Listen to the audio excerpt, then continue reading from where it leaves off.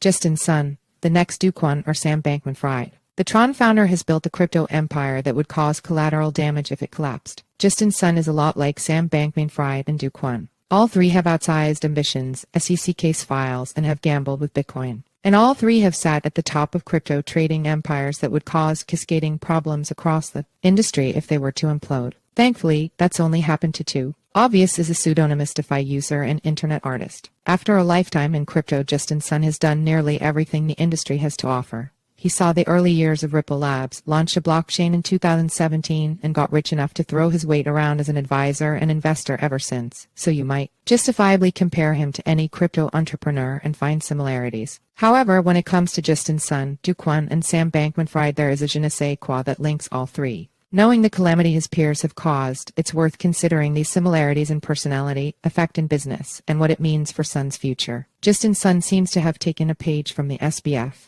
playbook with his similar TradFi-style shenanigans, similar political ambitions, and similar savior washing. He also knows something of the ways of Kwon, considering their similar problematic projects and attempts to obfuscate those projects' origins. If you had to guess which of the triumvirate said we have a way to pump the price and fake the KYC, could you? It was Sun, reportedly. None of that is truly alarming until you realize the scope of Sun's influence in crypto is on a scale matched only by few, including SBF and Kwon. We know what happened after those two were toppled, cascading waves of bankruptcies, liquidations, and misery. Would the downfall of Justin Sun cause as much damage? It's worth considering. See also, TRON founder Justin Sun sued by U.S. SEC. Justin Sun's TRON blockchain now matches the total value locked TVL and Kwon's Terra blockchain right before it collapsed. The above shows DeFi Llama data from May 2022. Kwon's Terra, labeled here as Terra Classic, is number 2 in TVL, representing almost 15% of all TVL on all chains related to decentralized finance DeFi. The screen grab shows a period just 2 weeks before the infamous USD stablecoin death spiral. This chart above shows the cumulative TVL for all DeFi-related chains. To the right of the vertical line is the aftermath of Kwon's Terra collapsing, wiping out half of all DeFi with it. At the time of writing this article, Justin Sun's TRON is the number 2 in terms of TVL. This is worrying considering recent talk of alleged foul play at Huobi, the crypto exchange Justin Sun is thought to control along with Polonix and initially fought hard to distance himself from. According to crypto researcher Adam Cochran, Huobi's executives are being questioned by Chinese police in part because the exchange is insolvent and Justin Sun used the exchange as a personal piggy bank. Sound familiar? So-and-so's blockchain. You might be wondering why I'm referring to so-and-so's blockchain, like Sun's TRON or Kwon's Terra. Aren't blockchains supposed to be distributively owned? Well, in many cases this is the only legitimate way to describe these systems. Kwon founded Terraform Labs, and Terraform Labs set up the Luna Foundation Guard, and through both Kwon was able to manipulate the payout to whatever he wanted on the loan-making Anchor protocol. At its peak, Anchor held till the 70% of all Terra USD and controlled all emissions of Luna. Thus Kwon effectively and secretly controlled the Terra blockchain. It was Kwon's Terra. One might even say Solana was SBF Solana. The disgraced founder of FTX was a huge early investor in Solana and further funded the building of the highly important decentralized exchange Serum. Serum is like Kwon's Anchor in many ways. Both were at one point the most important decentralized apps or dApps on their respective chains, though it's hard to actually call either protocol decentralized. And evidence suggests SBF steered Serum. Solana has seemingly survived the collapse of FTX, and there is a massive community of developers rebuilding. But regardless, SBF definitely controlled FTX, and he ran it into the ground. CoinDesk alum Brady Dale recently published a book covering SBF's rise and fall, if interested in the full story.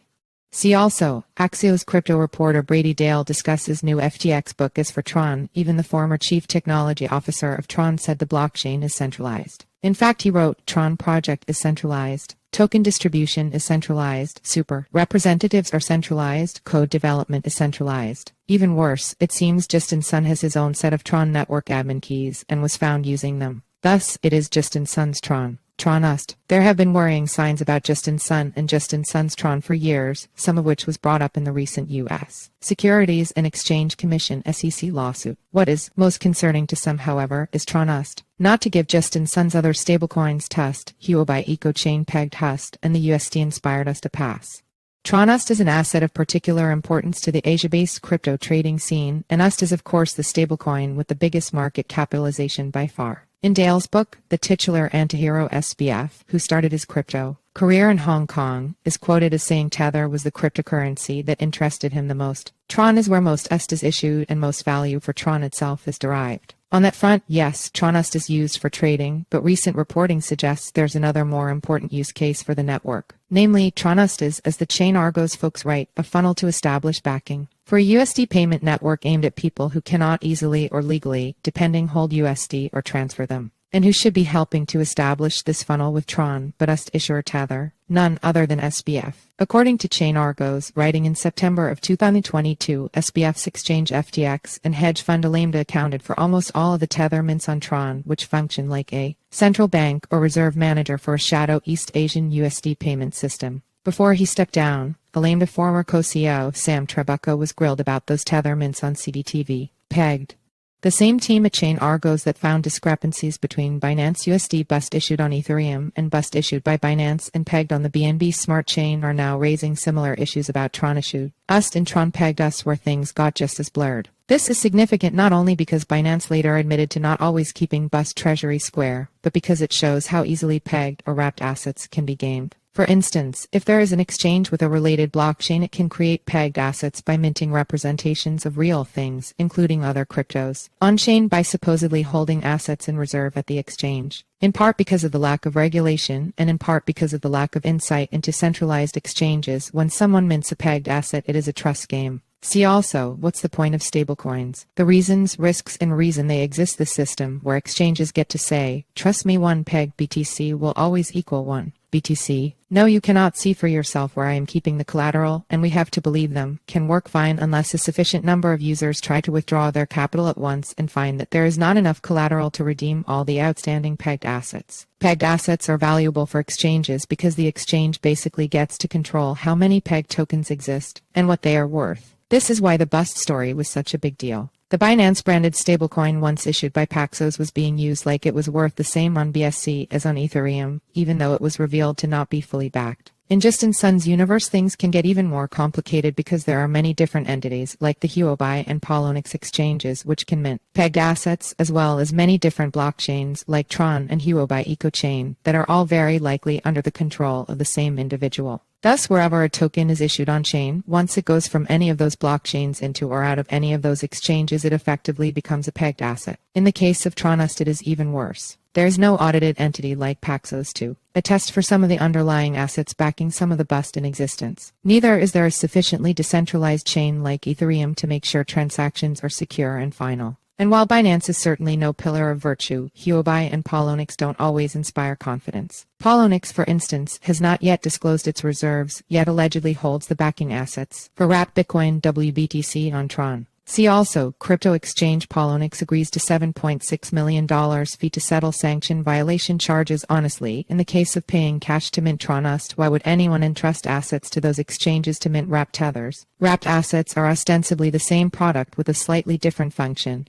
except actual tethers can be issued on a more decentralized blockchain and are governed by a more transparent process. Perhaps this is where the aforementioned funnel comes in. Trust eroded. So what would happen if trust, the only thing propping up a pegged asset, were to completely erode for TRON pegged USD? Well, in March we got an inkling during the Huobi token HD flash crash. At the same time, which went entirely unreported, there was a simultaneous major depegging of Huobi exchange pegged tokens HBTC and HETH. Now, correlation is not causality, and not many people notice because the market capitalization for HBTC and HETH is small, as is the TVL of the Huobi EcoChain, but you can get a sense of how interrelated things are in DeFi. You could imagine the catastrophic effect if the world's largest stablecoin, USD, minted almost entirely on the second largest blockchain by TVL, TRON, lost almost half its value for multiple hours. Unlike HBTC and HETH, USD is actually ingrained in DeFi, meaning a flash crash could lead to a death spiral and maybe take down many other tokens and projects along with it. Justin Sun, the personality with so much seemingly in common with SBF and Kwon, might truly cause carnage far beyond anything either of them could even imagine.